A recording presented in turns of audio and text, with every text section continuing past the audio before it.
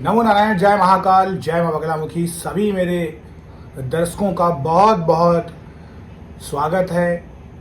आज का विषय बहुत ही इम्पोर्टेंट होने वाला है उन सभी लोगों के लिए जो पूजा पाठ करते हैं, किसी भी प्रकार के मंत्र को कहीं से उठा लेते हैं, किसी भी प्रकार के मंत्र को कौतूहलवश चेक करने के लिए जपते हैं, साधना में जा रहे हैं या साधना कर रहे हैं या साधना मार्ग में आना चाहते हैं। तो जितनी भी बातें मैंने बताई, अगर उनमें से कोई भी एक नियम आपके ऊपर लागू होता है तो यकीन मान के चलिए ये वीडियो आपके लिए बहुत ही महत्वपूर्ण और इम्पोर्टेंट होने वाली है। देखिए, पूजा हो, साधना हो, दक्षिण मार्गी हो, वाम मार्गी हो, कोई सा भी तंत्र का मार्ग हो, दो चीजें बहुत इंपॉर्टेंट होती है। पहला, शपथ। बिना शपथ के कोई भी आपकी मनोकामना कभी पूरी नहीं होती है। दूसरा इंपॉर्टेंट, सुरक्षा घेरा, शरीर सुरक्षा। शरीर से बढ़कर कुछ नहीं है। अगर आपका शरीर सुरक्षित है तो आप हर भगवान को पालेंगे, हर सिद्धि पालेंगे। और अगर आपका शरीर सुरक्षित नहीं है तो सारी चीजें फिर व्यर्थ हो जाती है। मैं हर बार अपने वीडियो में एक ही बात कहता हूं, शरीर सुरक्षा करिए, लेकिन लोग शरीर सुरक्षा को ज़्यादा महत्व नहीं देते हैं। कारण हो सकता है कि उनके पास समय नहीं है, कारण या वो समय देना नहीं चाहते हैं। अब सबसे पहले मैं आप सभी लोगों से एक बात कहना चाहता हूं कि आप सभी लोगों के शरीर के अंदर भूत होता है। अब आपको लगा होगा कि मैंने भूत का नाम लिया, प्रेत का नाम लिया, तो गुरुजी ये कैसी बातें कर रहे हैं। जी हाँ, मैं बिल्कुल सच कहने वाला हूं। और अब मैं जो बात आपको बताने जा रहा हूं उसको ध्यान से सुनिएगा, फिर आपको सुरक्षा घेरे का मतलब भी समझ में आ जाएगा। उससे पहले एक बात जान लीजिए, जो मुझे कमेंट आया था कि क्या मैं गंगा जल से अपने शरीर को सुरक्षित कर सकती हूँ या गंगा जल मेरे को बचा सकता है, तो मेरा आंसर एक शब्द में है, बिल्कुल भी नहीं। गंगा जल आपके शरीर की सुरक्षा कभी भी नहीं करता है। गंगा जल आपके शरीर की शुद्धि करता है। शुद्धि और सुरक्षा में अंतर होता है। जब भी कोई इंसान आपके घर में मृत्यु से लौट के आता है तब वो अपने ऊपर गंगा जल डालता है, यानी शुद्धिकरण करता है।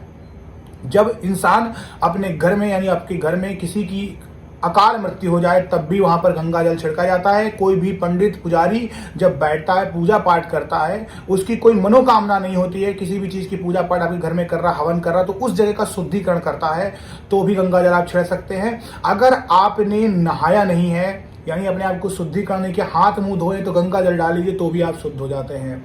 फिर बात वही आती है, आपके शरीर की सुरक्षा नहीं होती है। अगर गंगा जल से शरीर का शुद्धिकरण, आपकी शुद्धिकरण को छोड़कर गंगा जल से आपके शरीर की रक्षा होने लग जाए तो फिर किसी भी प्रकार के कवच की जरूरत नहीं पड़ेगी, किसी भी प्रकार के चौकी बांधने की जरूरत नहीं पड़ेगी। बड़े से बड़ा तांत्रिक जब भी तांत्रिक पूजा अनुष्ठान करता है तो अपनी चौकी को कवच से, मंत्रों से बांधता है, यानी शरीर सुरक्षा पहले करता है। तो सुरक्षा घेरा लगाना बहुत इंपॉर्टेंट होता है। मैं फिर बोलता हूं, गंगा जल से कुछ नहीं होने वाला है।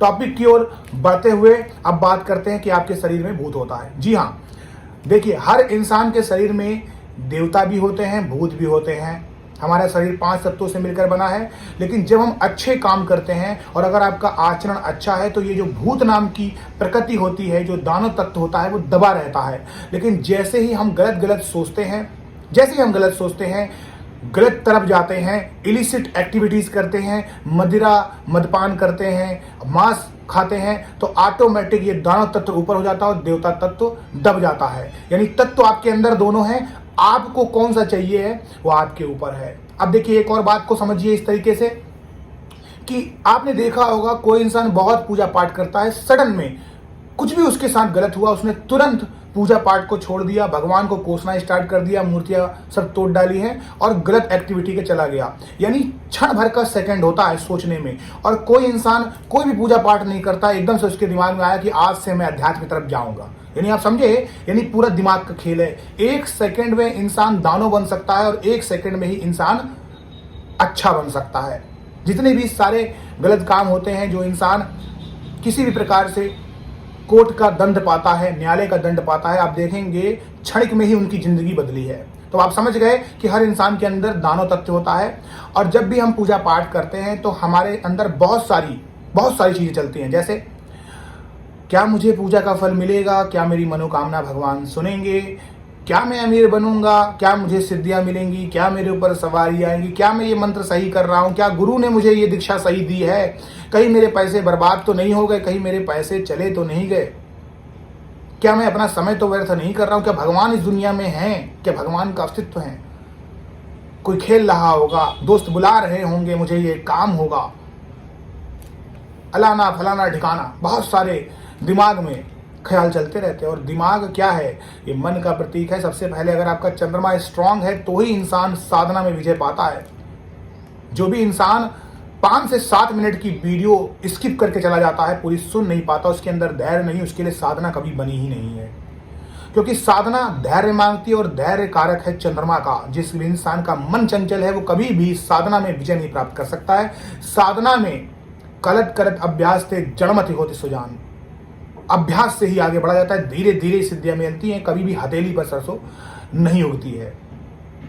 तो जो भी इंसान पूजा पाठ में बैठता है उसके दिमाग में ऐसे ख्याल आते हैं, तो ऐसे में क्या होता है, आप निगेटिव एनर्जी को अपने तरफ ले आएंगे। देखिए, नकारात्मक विचार और नकारात्मक एनर्जी में अंतर होता है। नकारात्मक विचार आपके शरीर में ऑलरेडी मौजूद होते हैं, लेकिन निगेटिव एनर्जी आपके शरीर में मौजूद नहीं होती है। जैसे ही आपने नकारात्मक विचार सोचा, निगेटिव एनर्जी जो इस आयाम के बाहर घूम रही है तुरंत आपको पकड़ने की कोशिश करेगी, अट्रैक्ट कर लेगी। क्योंकि अभी तक आपका शरीर स्वच्छ था, शुद्ध था। हर इंसान के अंदर भगवान विराजमान होते हैं, कण कण में प्रभु हैं। लेकिन वो जो प्रभु हैं उनको पाना कितना आप अच्छे से चाहेंगे वो आपके आचरण पे डिपेंड करता है। अगर आप अच्छे से करेंगे, पूजा पाठ सब कुछ करेंगे, ध्यान नहीं देंगे, आपका मन सकारात्मक है, तो आप 100% निगेटिव एनर्जी को नहीं अट्रैक्ट करेंगे। लेकिन ऐसा पॉसिबल नहीं होता। 100 में से 99% जो दैनिक दिनचर्या से लोग जुड़े हुए हैं, भौतिक सुखों से जुड़े हुए हैं, तो उनके दिमाग हर समय कूल नहीं रह सकता है, चाहे कोई कैसी भी बात कर ले। लेकिन सच यही है। तो जब सच ऐसा है तो क्यों ना इसके उपाय किए जाएं।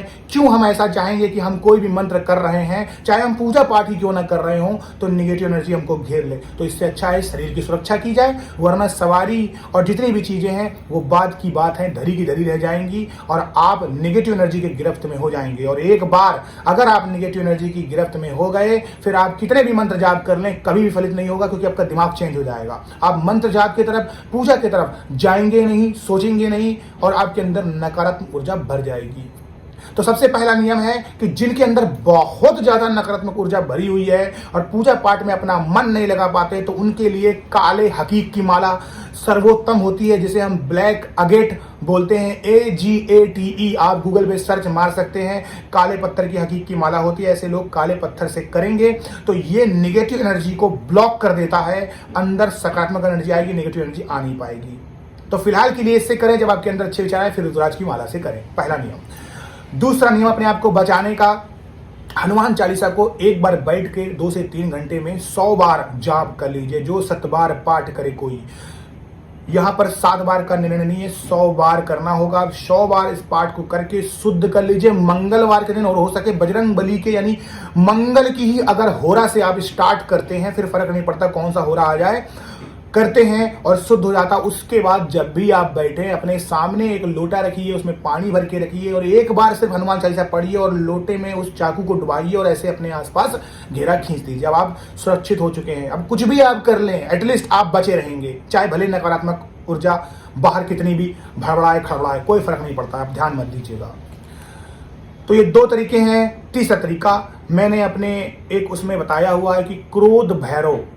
देखिए, भैरव भगवान शिव हैं, भैरव भगवान शिव के ही रूप हैं, अंश हैं, और खुद स्वयं भगवान भोलेनाथ हैं। उनकी साधना जो एक बार कर लेता है 21 दिन 41 दिन, आप मेरे YouTube पे सर्च मारिए क्रोध भैरव साधना, आपको मिल जाएगा। मैंने पूरा वीडियो डाला हुआ है, मंत्र भी दिए हुए डिस्क्रिप्शन बॉक्स में। उसको करिए, कंठस्थ आप 21 डेज तक कर लीजिए। जब सिद्ध हो जाएंगे 21 डेज में, तब आप क्या करिएगा, एक बार उनके मंत्र का उच्चारण करिए और सेम वही प्रक्रिया से चाबू खींच दीजिएगा, आप फिर सुरक्षित हो गए। तो ये 3 तरीके हैं जिससे आप सुरक्षित हो चुके हैं। अगला तरीका देखिए, दुर्गा सप्तशती यहां पर काम नहीं आएगी, मैं फिर बता देता हूं। कवच काम आएगा दुर्गा सप्तशती में। माँ दुर्गा का कवच अगर आप करते हैं, कवच आपके शरीर की रक्षा करता है। जैसे आपने बोला था ना, भगवान जो सूर्य देवता थे उन्होंने कर्ण को कवच कुंडल दिया था। कवच यानी किसी भी प्रकार के अस्त्र शस्त्र को भेदने की क्षमता नहीं थी जो उस कवच को पार कर जाए। तो ऐसे ही कवच होता है। कवच आपके शरीर की दैहिक रक्षा करता है। तो कवच चाहे वो 9 ग्रहों का हो, किसी भी 9 ग्रह का कवच आप पढ़ लीजिए, माँ दुर्गा का कवच पढ़ लीजिए, राम रक्षा कवच पढ़ लीजिए, हनुमान कवच पढ़ लीजिए, और चाहे माँ बगलामुखी का कवच पढ़ लीजिए। और कवच में आपको किसी भी प्रकार की गुरु दीक्षा की भी जरूरत नहीं होती। कवच आप शरीर रक्षा के लिए करते हैं, आप पढ़ सकते हैं। तो कवच भी आपके शरीर की रक्षा करता है। तो इसीलिए मुझे ऐसा कोई कमेंट मत करें कि मैं ये कर लूं, क्या मैं ये कर सकती हूं। मेरी बात को ध्यान से सुनिएगा। मैं फिर बोलता हूं, हकीक की माला, अगेट की माला, और अपने ऊपर गंगा जल डालिए, उस स्थान को पवित्र कर लीजिए। अपने सामने एक लोटा रखिए, उसमें नाइफ रखिए और उसी से खींच लीजिए। क्रोध भैरव की साधना करिए, उनको आप कर लीजिए। हनुमान चालीसा को 100 बार पढ़ लीजिए और फिर एक बार ही पढ़ना है। इसी तरीके से कवच को आपको 100 बार पढ़ना है एक दिन, किसी भी पुण्य नक्षत्र में, चाहे वो रवि पुष्य योग हो या फिर गुरु पुष्य योग हो, उन पुष्य योग में आप कर सकते हैं। और उसके बाद फिर आप एक बार ही केवल उस कवच को पढ़ेंगे, आपके शरीर की पूर्णता बिल्कुल कवच कुंडल जैसी रक्षा होगी। कंफर्म है ये।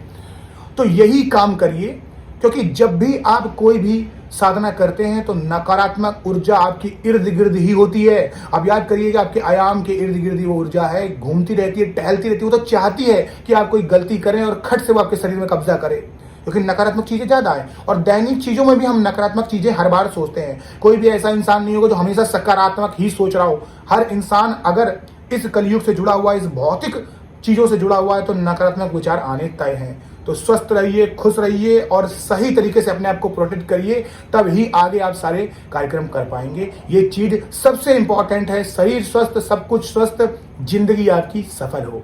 इसी के साथ अपने वीडियो को खत्म करता हूँ। खुश रहिए, स्वस्थ रहिए। नमो नारायण, जय महाकाल, जय मां बगलामुखी।